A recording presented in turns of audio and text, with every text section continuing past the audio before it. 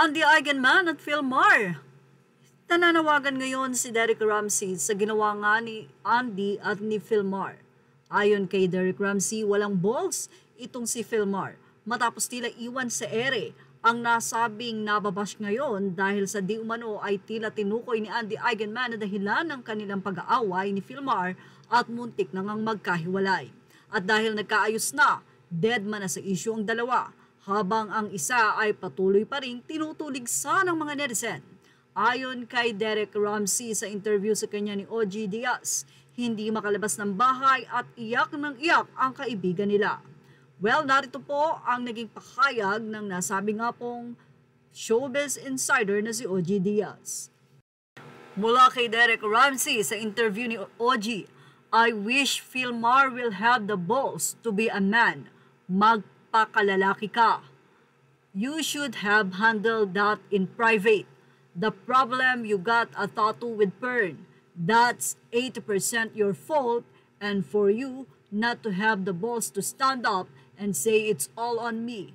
I wronged my wife, I wronged my friend, own it, and maybe I will have some respect for you. Kaya naman tila hindi ito nagustuhan ng mga netizen. Ang nasabi nga pong panawagan ni Derek na mag-explain pa si Phil Mar dahil ibig sabihin lang nito ay pinili ni Phil Mar na maging maayos ang kanyang pamilya. Baka gumulo pa pag nag-explain ito. Narito ang say ng mga netizen.